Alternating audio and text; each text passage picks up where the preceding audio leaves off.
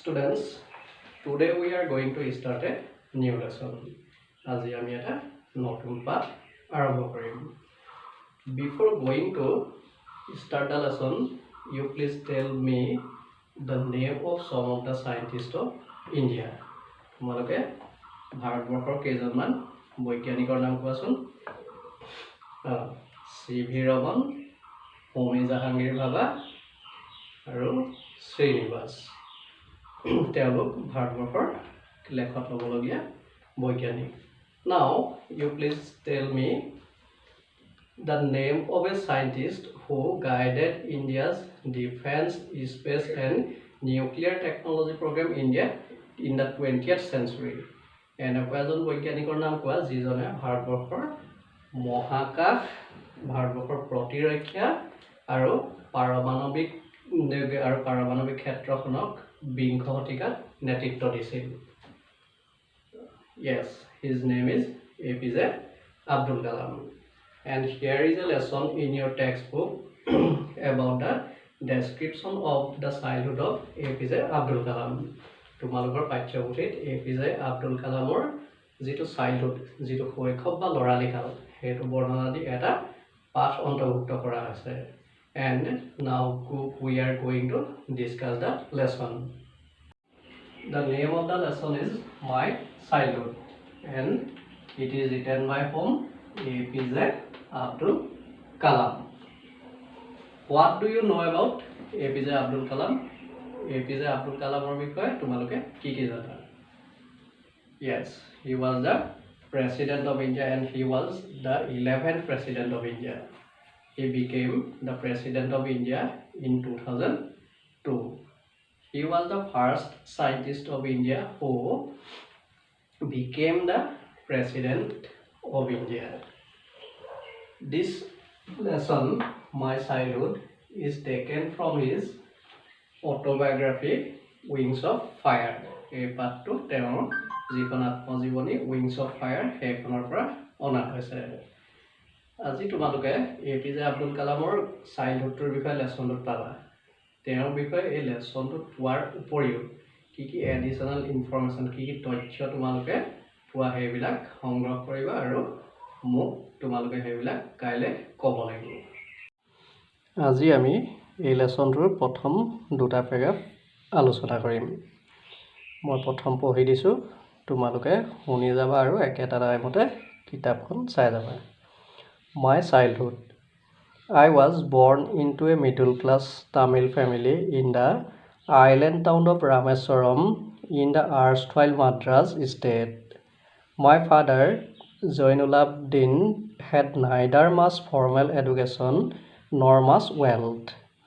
Despite these disadvantages, he possessed great innate wisdom and a true generosity of spirit. He had an ideal helpmate in my mother, Asiamma.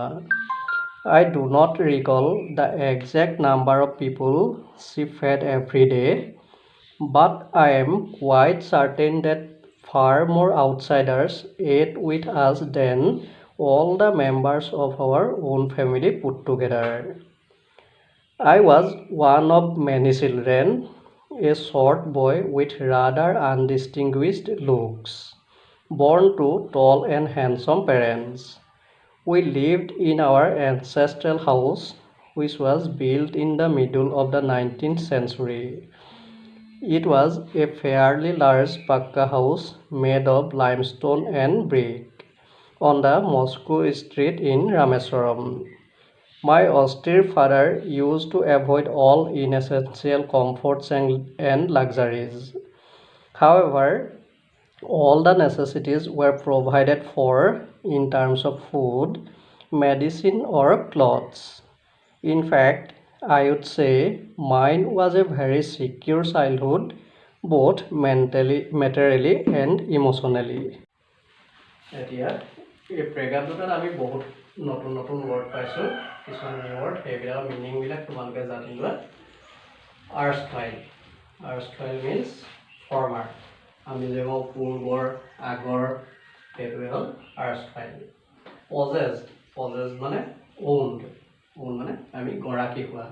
কাৰ কি আছে সেইটো generosity generosity means kind দয়া recall means remind আমি যিকোনো কথা মনত পেলোৱাটো recall বুলি কয় undistinguished মানে unexceptional যিটো আনতকৈ বেলেগ নহয় তাৰমানে একেবাৰে সাধাৰণ যিটো অৱস্থা সেইটো undistinguished বুলি কয় austere হ'ল simple but strict সহজ সৰল কিন্তু অলপ কঠোৰ inessential মানে unnecessary অপ্ৰয়োজনীয় যিটো আমি অপ্ৰয়োজনীয় বুলি কওঁ সেইটোকে inessential বুলি কয় এতিয়া এই লেসনটোৰ ব্ৰেকআপ দুটা মই এক্সপ্লেইন কৰি দিম তোমালোকে চাই যাবা মাই চাইল্ডহুড মোৰ শৈশৱ বুলি কাৰ কথা কৈছে আব্দুল কালামৰ কাৰণ আব্দুল কালামৰ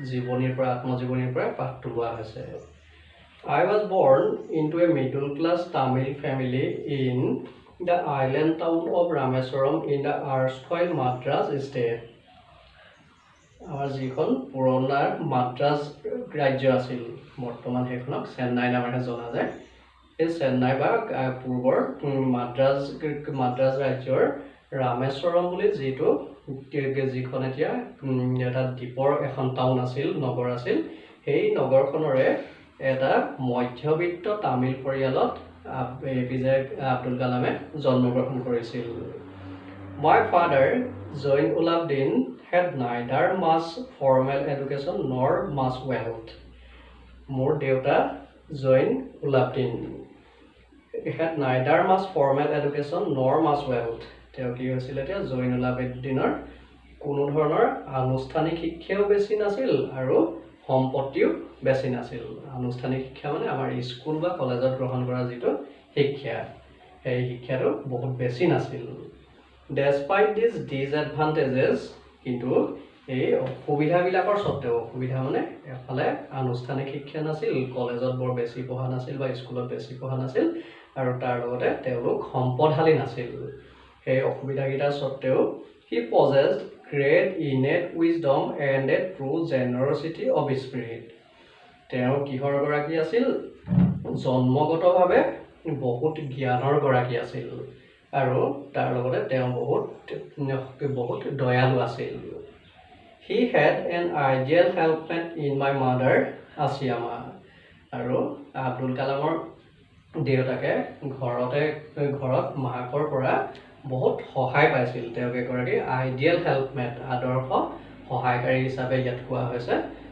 তেওঁৰ পৰা বহুত সহায় পাইছিল I do not recall the exact number of people she fed every day Abdul কালামে কি কৈছে মোক কৈছে যে মোৰ নিজৰে মনত নাই তেওঁ প্ৰতিদিনে আমাৰ ঘৰত কিমান লোকক খুৱাইছিল But I am quite certain that far more outsiders ate with us than all the members of our own family put together.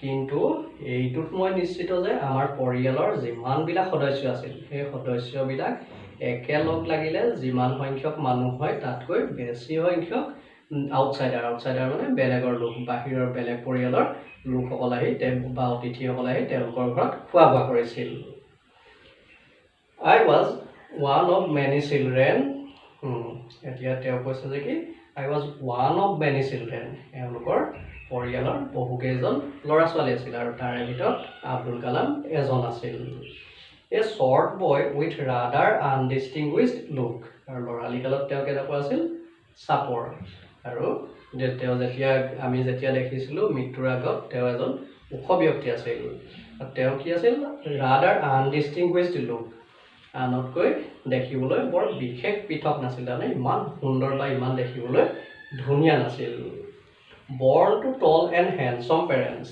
কিন্তু তেওঁ কেনেকুৱা ধৰণৰ মাক দেউতাকৰ সন্তান আছিল ওখ আৰু দেখিবলৈ ধুনীয়া মাক দেউতাকৰ সন্তান আছিল We lived in our ancestral house which was built in the middle of the 19th century ancestral house means আমাৰ পূৰ্বপুৰুষৰ পৰা পোৱা যিবিলাক ঘৰ এনচেষ্ট্ৰেল মানে পূৰ্বপুৰুষ আৰু এওঁলোক কি হৈছিল এতিয়া তেওঁলোকৰ পূৰ্বপুৰুষৰ যিটো ঘৰ সেই ঘৰটোত তেওঁলোকে বাস কৰিছিল which was built in the middle of the 19th century আৰু হেটো 19 শতিকাৰ মাজভাগতে বনোৱা আছিল তাৰমানে আমাৰ 1840 চনৰ পৰা 1860 চন মানৰ ভিতৰত তেনেকুৱা সময়তে বনোৱা আছিল It was a fairly large pakka house এই ঘৰটো কেনেকুৱা আছিল fairly large তোমালোকে ইয়াত এটা বস্তু চাবা rather undistinguished আৰু ইয়াত পাইছা fairly large rather টোৱে এটা বেয়া দিশক বৰ্ণনা কৰিবলৈ আমি তাৰ আগত rather ইউজ কৰো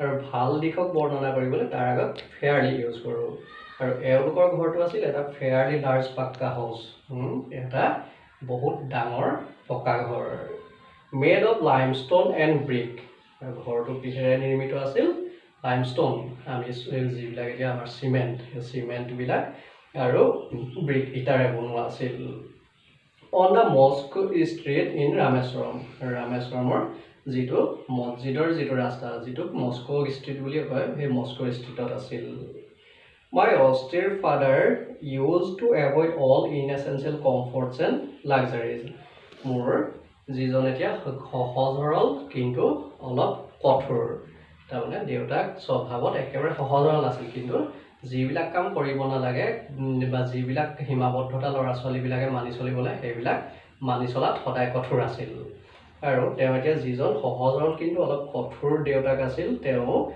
কি কৰিছিল used to avoid all inessential comforts and luxuries তেওঁ সকলোবিলাক অপ্ৰয়োজনীয় আৰাম আৰু বিলাসিতাৰ তেওঁ এৰাই চলিছিল However, all necessities were provided for in terms of food, medicine, or clothes. কিন্তু তেওঁলোকৰ পৰিয়ালৰ ল'ৰা ছোৱালীকে হওক বা তেওঁলোকৰ মাকে হওক যিবিলাক বস্তু প্ৰয়োজন আছিল ঔষধ হ'ব পাৰে কাপোৰ হ'ব পাৰে খাদ্য হ'ব পাৰে সেই যিবিলাক দৰকাৰী বস্তু আছিল সেইবিলাক কিন্তু যিমান প্ৰয়োজন হৈছিল সিমানখিনি তেওঁ গোটাই দিছিল In fact, I would say mine was a very secure childhood both materially and emotionally.